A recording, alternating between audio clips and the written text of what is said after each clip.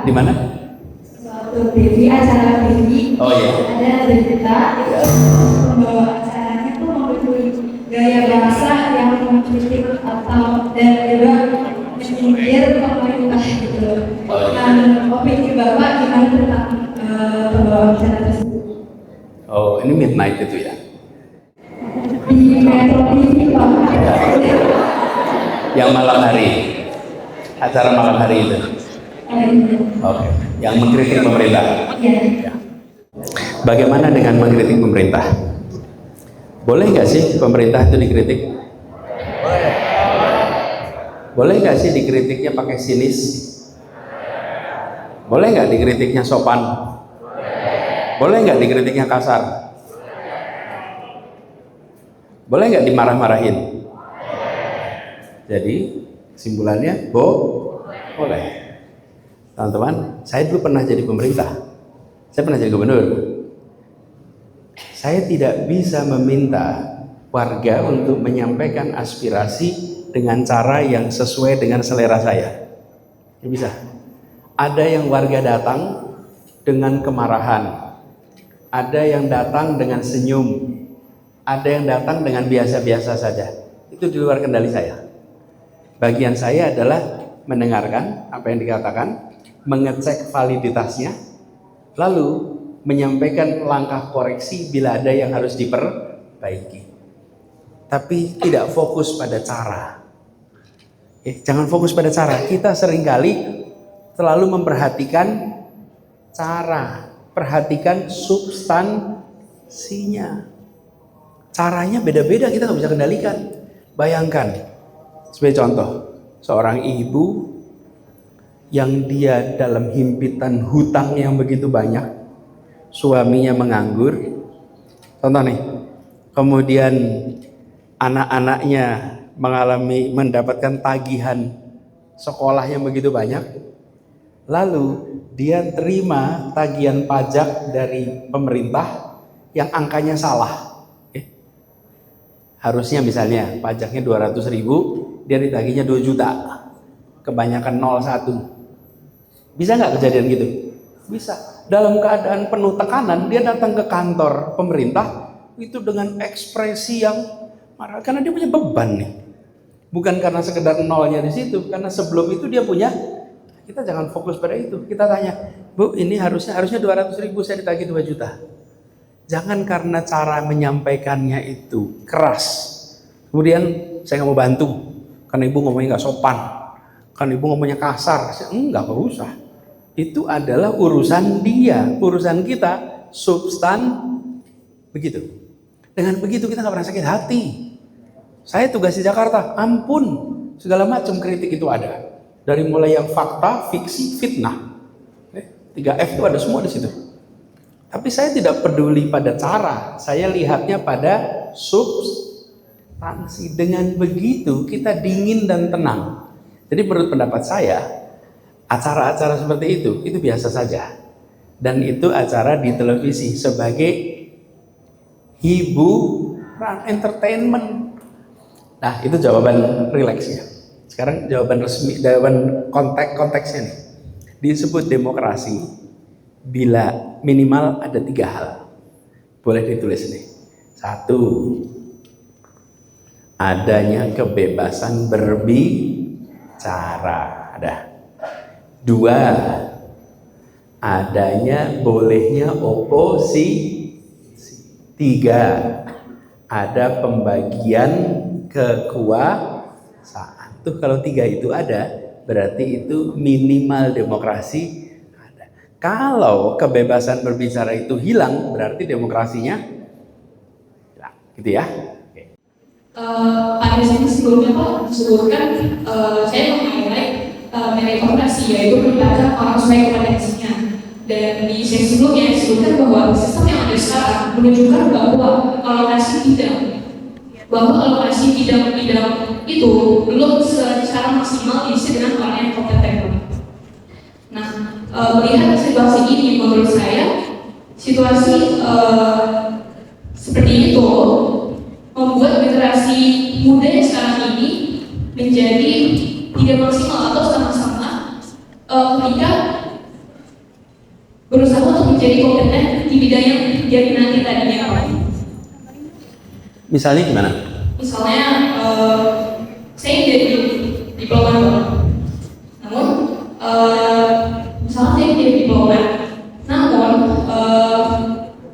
misalnya yang jadi metodologinya bukan dari yang memang kompeten atau memang melalui pendidikan diplomat, misalnya seperti itu.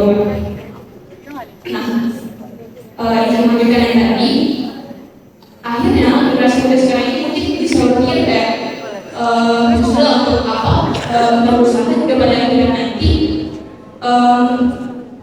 kita harus memikirkan oleh orang-orang yang ditempatkan oleh grup yang memiliki kekuasaan, namun mereka menempatkannya oleh temannya, misalnya bukan orang yang kompeten di bidangnya.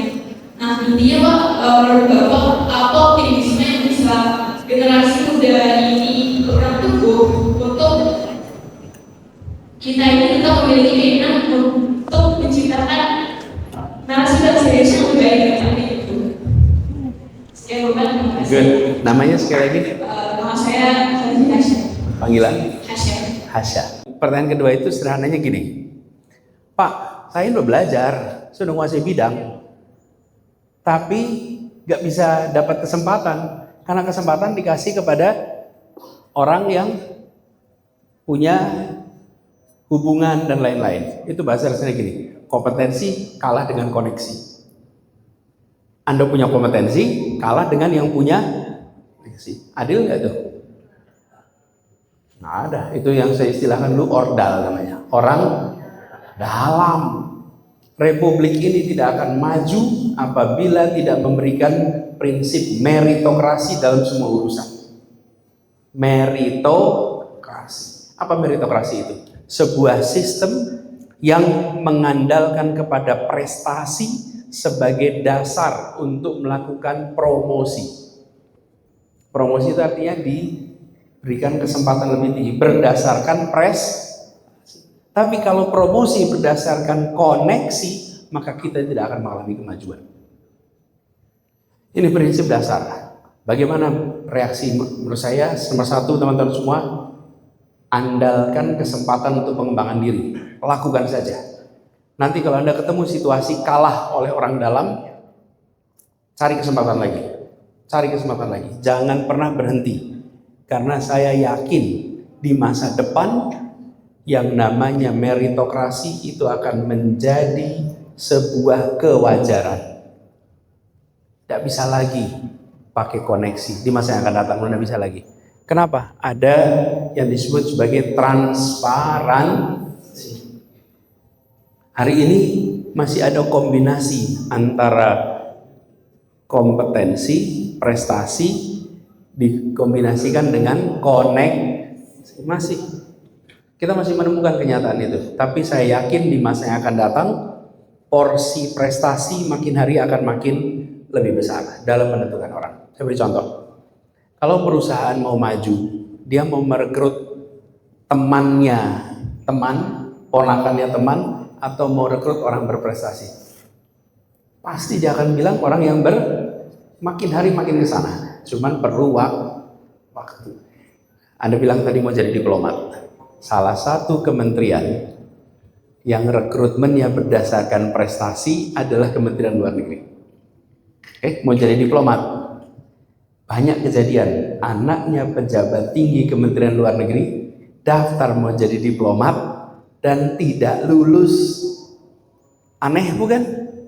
Harusnya biasa-biasa saja, tapi di tempat yang udah terlanjur terbiasa dengan ordal, peristiwa itu menjadi mengejutkan. Bisa ya, anaknya pejabat tinggi puncak-puncak di kementerian daftar jadi diplomat dan tidak diterima. Menurut saya ini kabar baik sekali. Kita perlu lebih banyak lagi yang seperti ini. Bukan lebih banyak kalah, lebih banyak yang menggunakan prinsip meritokrasi. Jadi buat teman-teman semua sini, yuk kembangkan kompetensi. Jangan sekedar kekerabatan atau koneksi. Itu ya pertanyaan nomor 2. Pertama sebelumnya nama saya Fales dari Zamira. Panggilannya Fales. Saya dari SMA Negeri 8 Tangerang. Ada hal yang saya ingin pertanyakan Pak terkait pemimpin.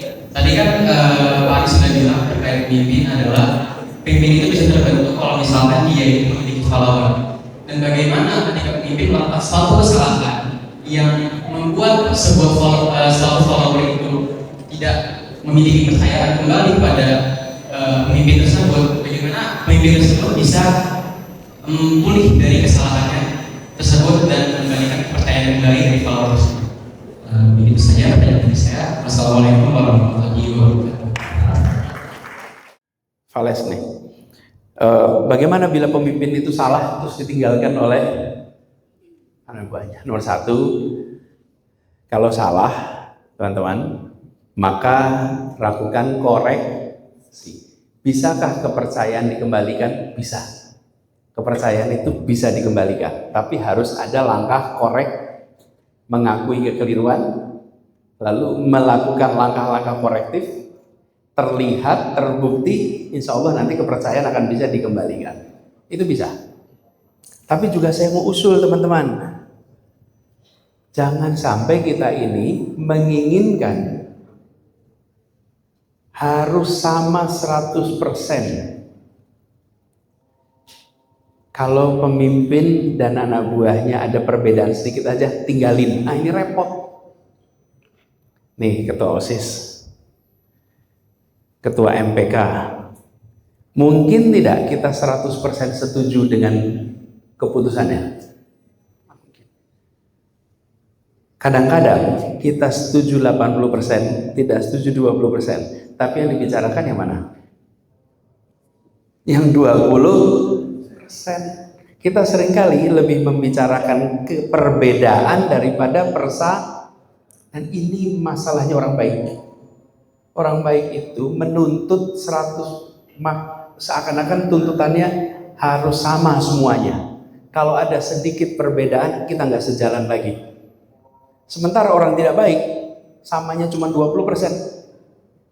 Akur terus, bareng-bareng terus. Pada 80% mereka ada perbedaan. Nah, ini yang saya maksud tadi. Teman-teman, jaga itu. Bagi kita yang menjadi pengikut, kalau melihat pemimpin salah, tegur, cek, ini salahnya memang fatal atau tidak, sebelum memutuskan untuk meninggalkan. Karena kalau tidak, teman-teman, kita nanti akan ketemu dengan situasi mengharapkan pemimpin yang tidak bisa salah. Mungkin nggak ada pemimpin yang nggak bisa salah? Nggak mungkin. Nanti Anda akan tinggalin semua orang itu karena melakukan tidak ada manusia yang sempurna, pasti ada salahnya. Tinggal kita menakar seberapa besar salahnya. Bagi pemimpin, bisa nggak diperbaiki? Bisa, asal dia mengakui kekeliruan dan melakukan gitu ya jawabnya. Oke, makasih. Sebelumnya perkenalkan, saya Nurhani dari SMA Negeri Kota Depok.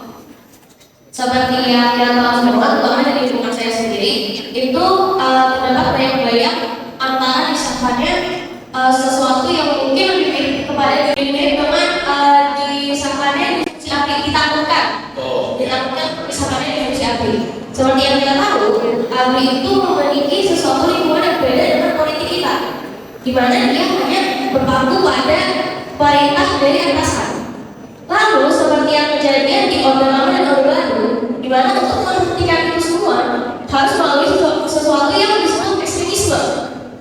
Dari Pak Anda sendiri, bagaimana cara kita untuk membalikan sesuatu yang mungkin bisa disebut sebagai demokrasi terpimpin itu menjadi demokrasi yang sehat, demokrasi yang sesuai dengan kita semua tanpa adanya ekstremisme dan juga tanpa adanya pemenjaraan dan juga pemasangan bagi para oposisi. Terima kasih. Rahel, tadi soal memberikan contoh RUU TNI, kemudian dui fungsi, dan bagaimana kita tidak kembali ke pola demokrasi terpimpin, tapi menjadi demokrasi yang sesungguhnya. Gini, Rel. Yang menjadi tantangan utama kemarin itu sebenarnya bukan semata-mata soal isinya, tapi prosesnya. Kita tidak bisa mengatur aspirasi, tapi kita bisa mengatur proses memperdebatkan aspirasi. Oke? Ada orang yang punya aspirasi begini, kami ingin agar dui fungsi kembali. Aspirasi itu boleh nggak ada?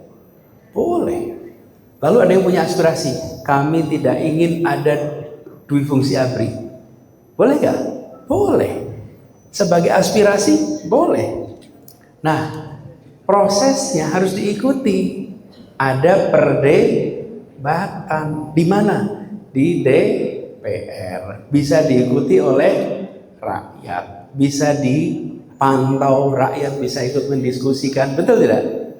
Nah, tapi kalau proses itu tidak ada, maka hasilnya tidak mencerminkan nilai-nilai demokrasi. Karena tidak ada pembahasan secara damai untuk aspirasi itu. Jadi problem utamanya di proses.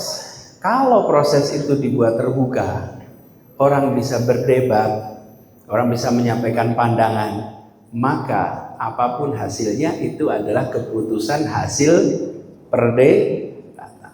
Nah, akhir-akhir ini, beberapa tahun terakhir ini kita menyaksikan banyak keputusan-keputusan politik yang tidak memberikan ruang kepada publik untuk memperdebatkan.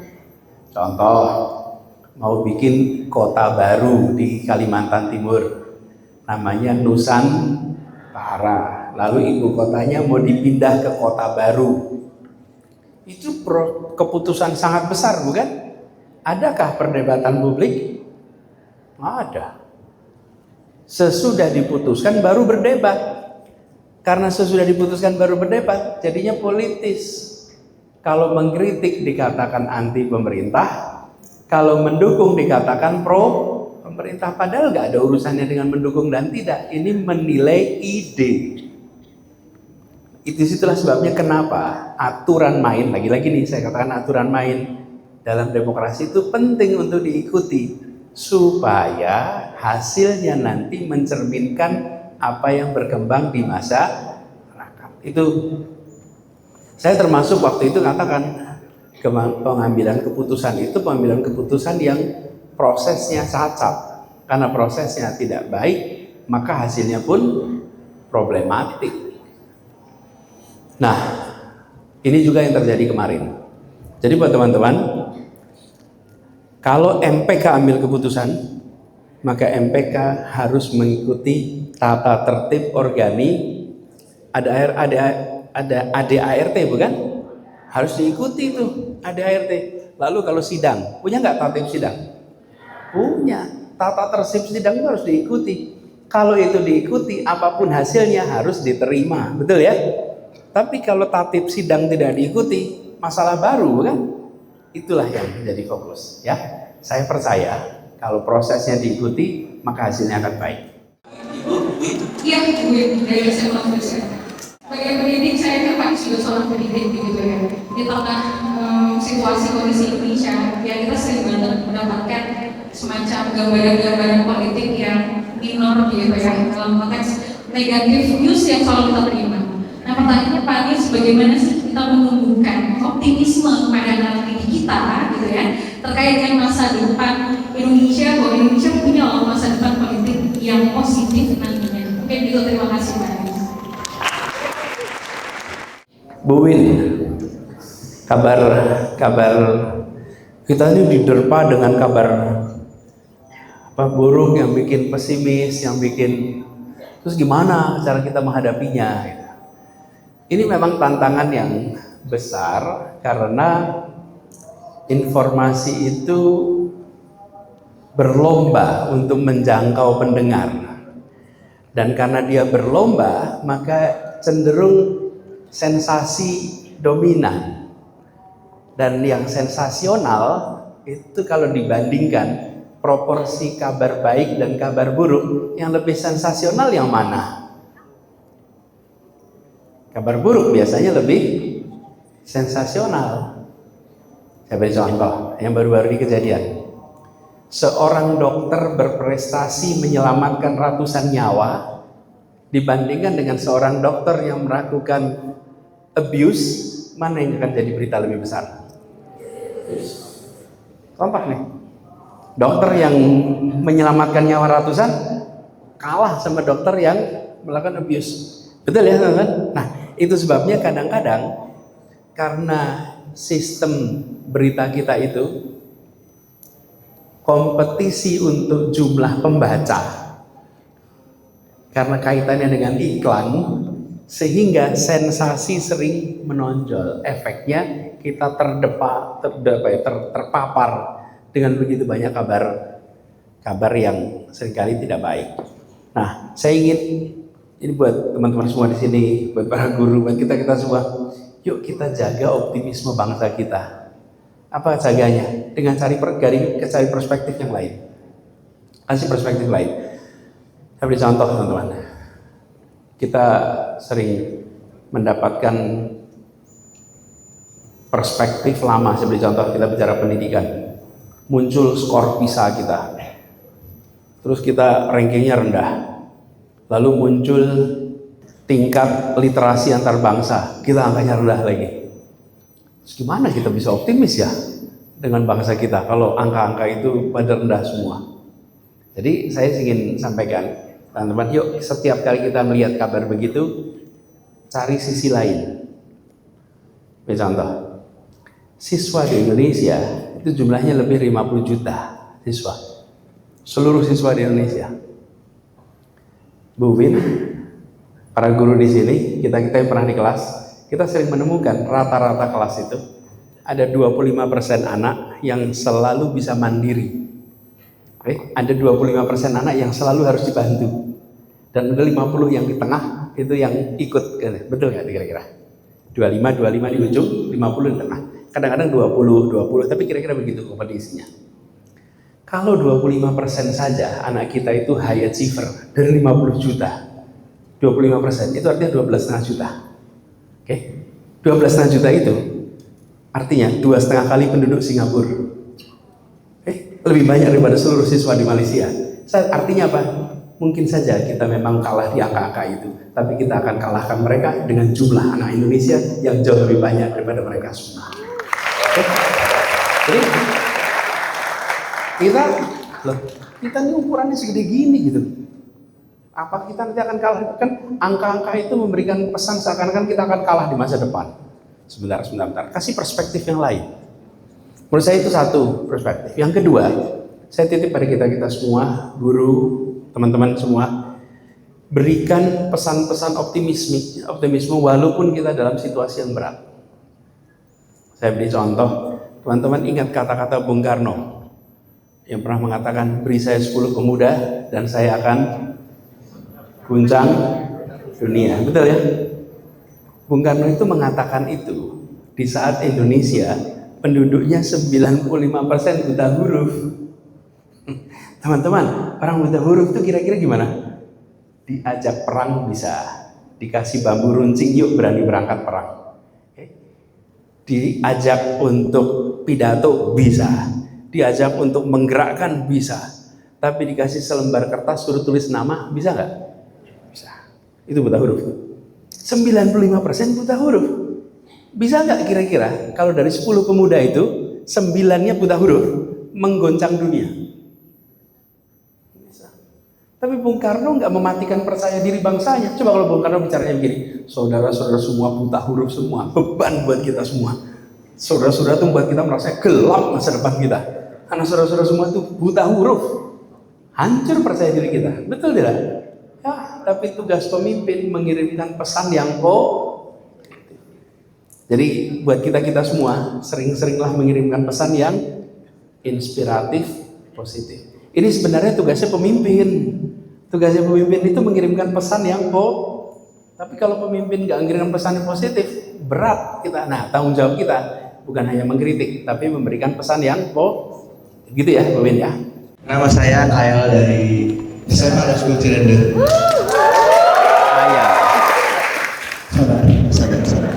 Nama saya Kyle, Pak. Kyle. Iya. Saya ingin bertanya mengenai topik kita pada hari ini, pendidikan politik untuk membangun generasi yang cerdas berpolitik. Saya ingin memberi Bapak pertanyaan, apa saran dan masukan terbaik Bapak untuk generasi agar kita bisa menjadi generasi yang cerdas berpolitik lebih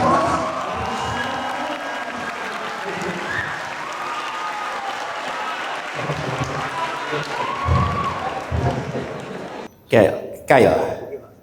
Makasih Kyle. Terus apa nasihat sederhana ya untuk teman-teman? Teman-teman semua, paling sederhana teman-teman, ikuti perkembangan politik kita dengan memantau berita, mengomentari berita, membagikan berita.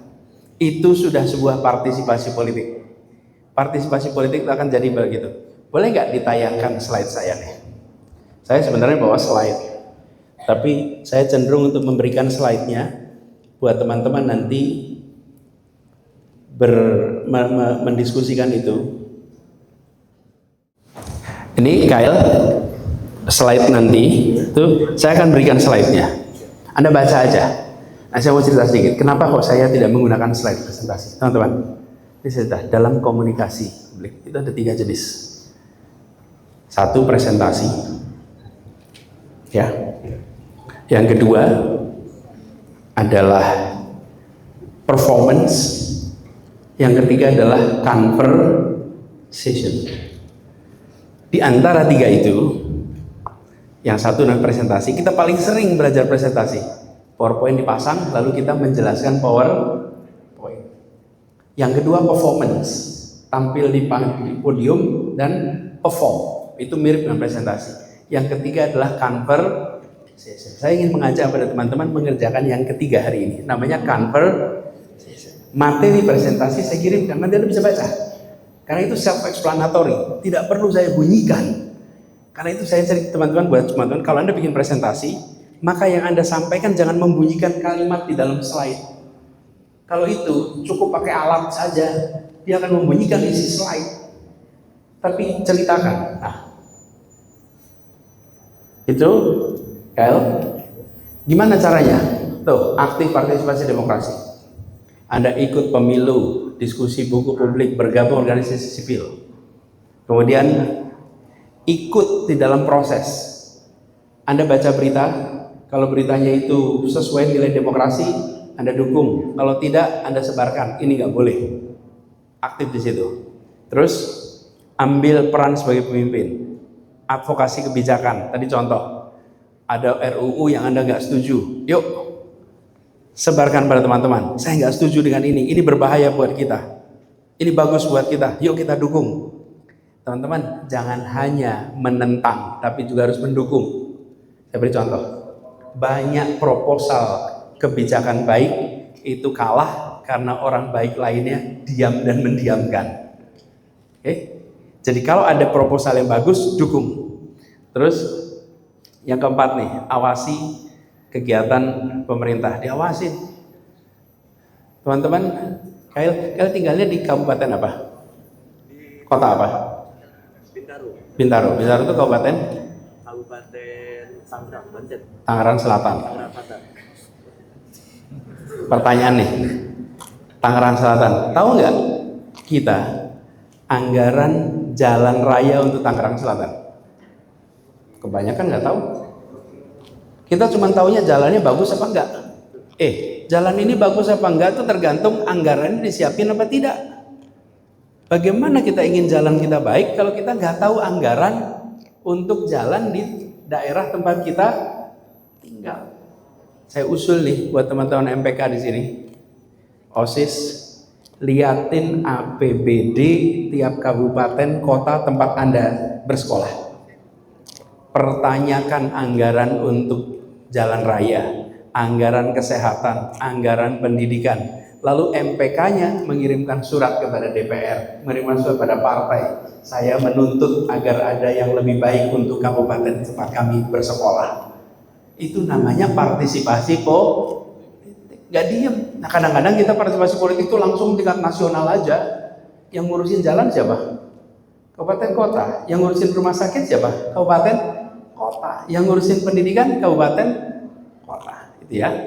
Kemudian lintas sektor. Nanti kalian bisa baca, dan teman-teman semua Anda bisa baca tulisan yang ada di PowerPoint ini, yang nanti kemudian bisa jadi rujukan buat teman-teman dalam bergerak. Coba tunjukkan dua slide sebelumnya. Nah nih, sekolah ini, MPK, OSIS, Forum Siswa, ini adalah tempat belajar pertama teman-teman. Saya, ini cerita pribadi nih, saya mengalami pertama kali aktif di OSIS. Waktu itu belum ada MPK namanya baru OSIS SMP. Dan teman-teman jangan milih-milih jabatan, karena yang penting itu pengalaman, bukan jabatan. Jabatan tidak mencerminkan pengalaman. Ingat-ingat nih, jabatan tidak mencerminkan pengalaman. Saya waktu ikut OSIS SMP pertama kali dapat tugas jadi anggota seksi pengabdian masyarakat. Yang waktu itu saya kelas 1 SMP. Apa tugas pengabdian masyarakat di SMP saya? SMP 5 di Jogja. Satu kelas 48 anak. Ada 10 kelas per angkatan. Jadi SMP saya ada 30 kelas. Di 30 kelas itu tugas kami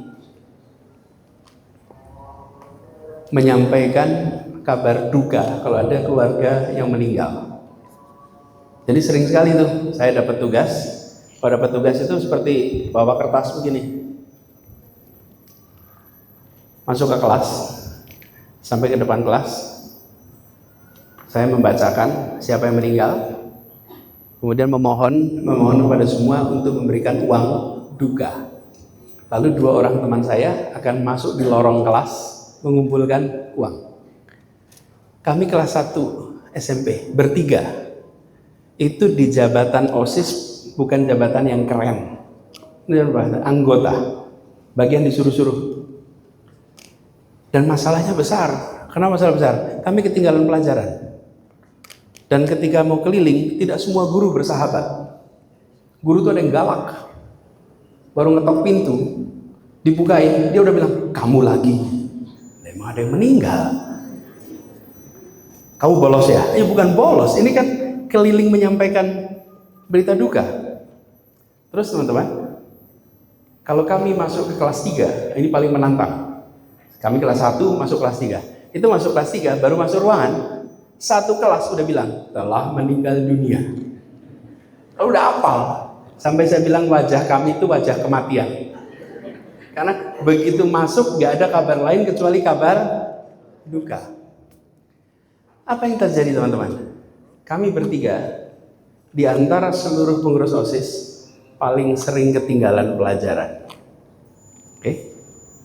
Sehingga kami harus pinjam catatan, harus mengejar pelajaran. Kami dapat latihan ekstra bagaimana mengejar ketinggalan pelajaran yang kami harus setara dengan yang lain. Yang kedua, masuk kelas semuanya tangannya pengalaman tahun hari pertama gini nih, pegang kertas, bergetar kertasnya. Sesudah berjalan sekali, 2 kali, 3 kali, 4 kali, berkali-kali, udah bergetar lagi nggak? Enggak. Ngomong berita duka itu gini aja, sampaikan.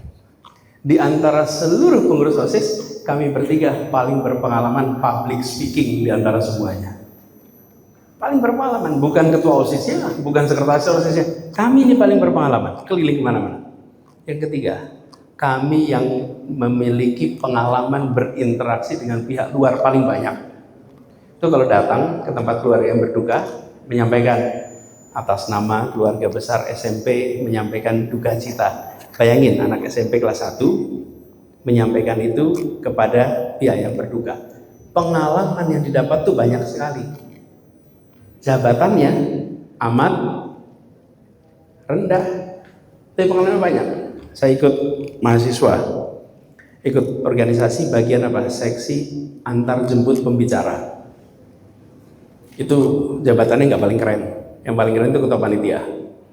Yang keren itu ketua OSIS, ketua senat. Tapi ini adalah antar jemput pembicara. Tapi di antara semua, siapa yang punya jaringan paling banyak? Bagian antar jemput pembicara sepanjang jalan. Saya punya kesempatan belajar dari si pembicara. Saya punya kesempatan untuk berkenalan dengan si pembicara. Saya punya kesempatan untuk tahu lebih banyak tentang pembicara. Jadi teman-teman, ini pengalaman pribadi. Ikut organisasi, aktif, karena inilah kesempatan. Jangan mengejar posisi, tapi mengejar pengalaman. Karena itu yang akan mengantarkan Anda pada kesempatan-kesempatan yang bagus di masa yang akan datang. Itu kira-kira. Thank you.